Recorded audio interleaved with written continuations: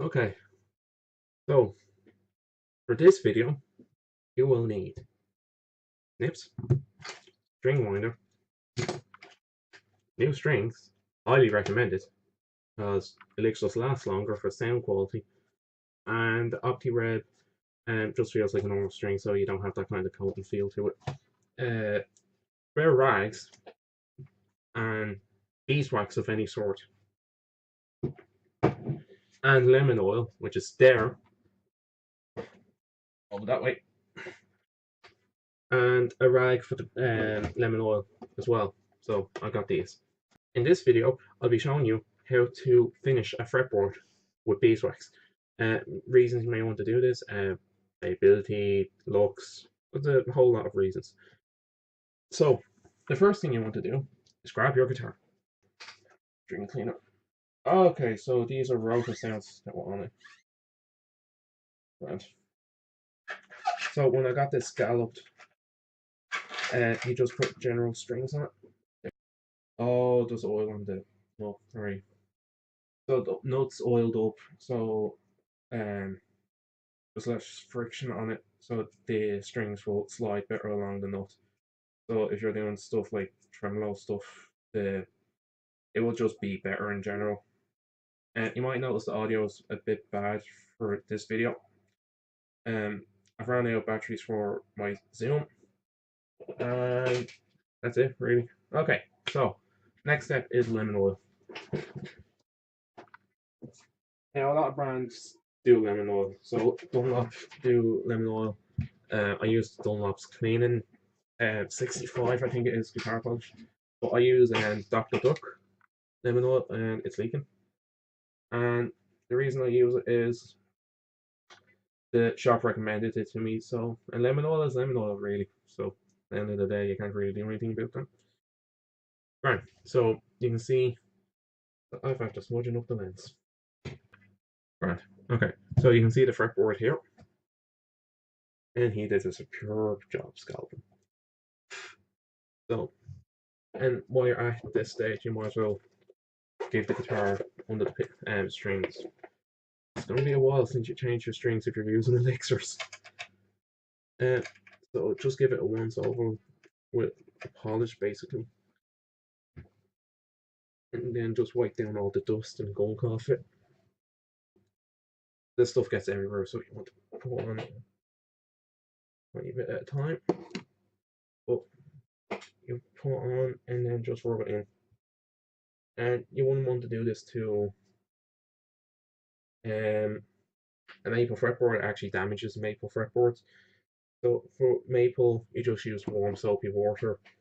But stuff like rosewood, you want to give the minerals and oils back into the wood. So lemon oil is the way to do that. And the way I put on the lemon oil is I want to make sure that there's enough on it, on the board. Oops, too much coming out there at that time.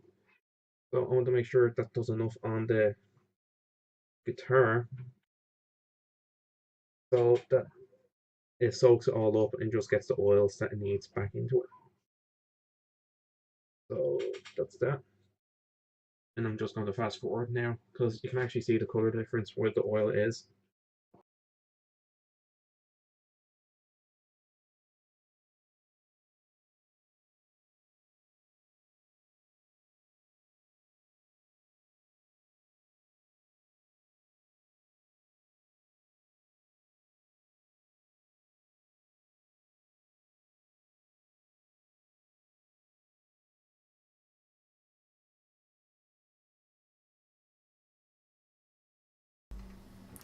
Okay, so it's recording now.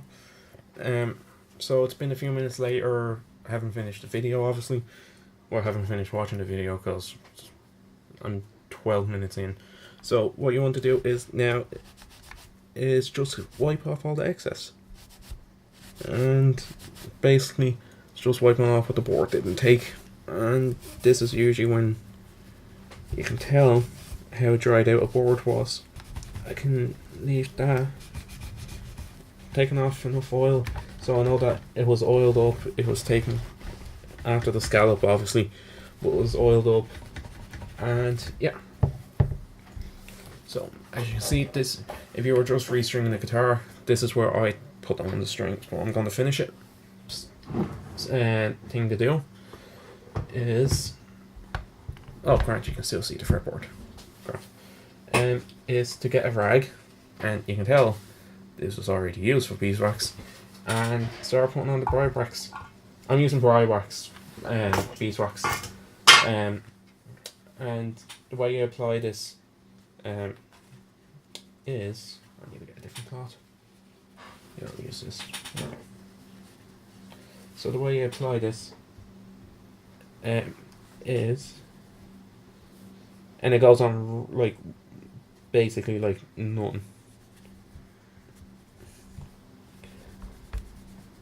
And you want to push it into all the gaps that you have on the fretboard. Then you want to also do it down to each fret. So you want to make sure that there's enough on it. So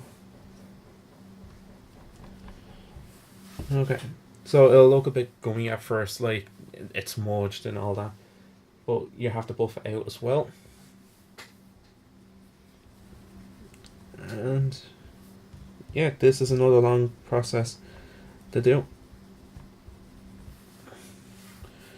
because it takes a while to fill all the pores. And you also want to give it a few coats of briar wax, obviously, because like any finish, you don't want to do one coat and then move on. You want to do a few coats, but you want to go in good with it. And yeah, it'll start buffing in, and it'll just get to the point where you can't put in any more, and that's the point to stop, really, when you can't put any more on, because you're just building up a layer in between you and the fretboard. So different finishes will help our fretboard. So on maple, the most common finishes are nitrocellulose, so that's for maple anyway. And then for rosewood, usually it's just an oil finish or a beeswax finish. The reasons for a finish is it helps protect the fretboard from dirt and gunk and all that stuff, but it also makes it look nice. Sound wise, it can affect the sound.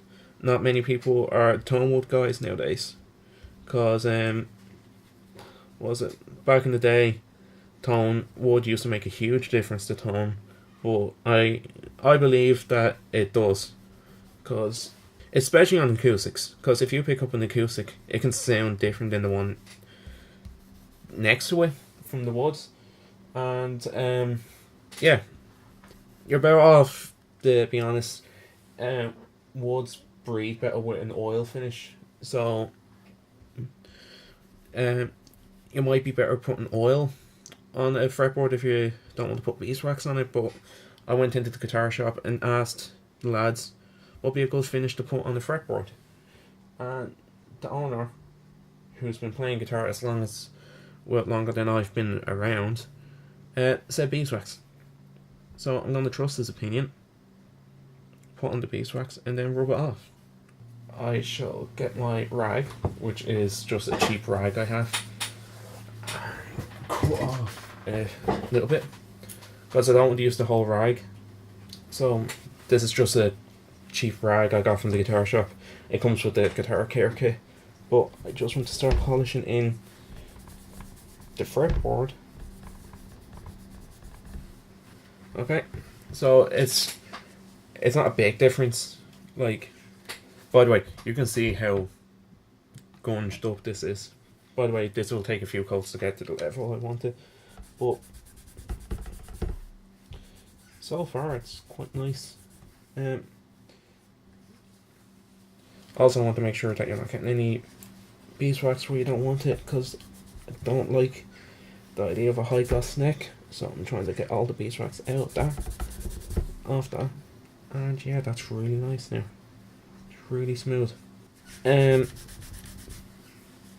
Yeah, so I've mentioned before where I got this scalloped, and if you're interested in the scallop, I'll put links to where you can get scalloped.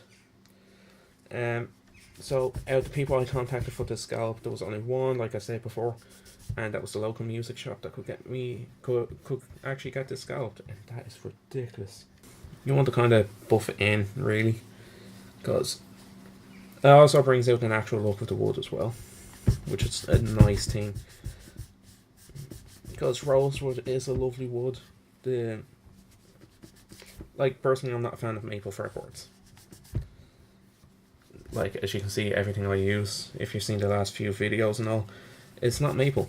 And I could buy maple, like this is a replacement neck for this with guitar that I'm just waxing up. But yeah, could have bought maple if I wanted to, just didn't. Because I'm not really a fan of maple fretboards. Fan of maple guitars now. Maple guitars are lovely. So the idea of this is you put on sparingly, but you wipe off the excess that you don't need. So you can see that. Oh, Jenny, I'm not even in the shot anymore. So the idea of putting on this type of finish, you put it on sparingly and buff off the excess and work it into the pores. And you also want to leave it for a minute too, so you start on one end and work your way down. But the idea is you want to... Okay, so since the first layer finishes down, time to move on to the second layer. So again, just give it a quick wipe down.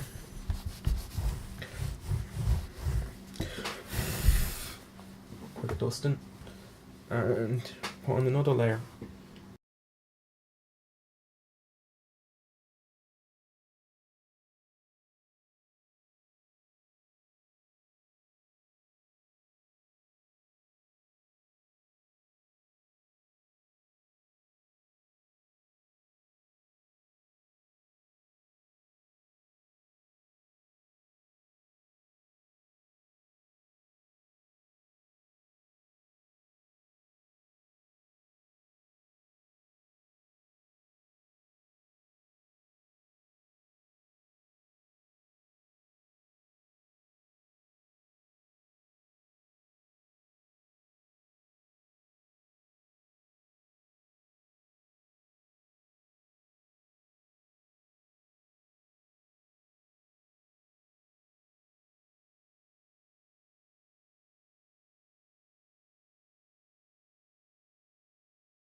The strings are stretched and I might want to adjust the action a bit to what I like, but overall that is a big difference to the shine of the fretboard, and it protects the fretboard at the same time, but that's all I can say really. Also it helps the looks, but that's really it. Like, there's no need to finish a rosewood fretboard. Rosewood is quite durable wood, and yeah, there's no real need. Oiling it, yes, you should definitely oil up your rosewood fretboards every now and again at least.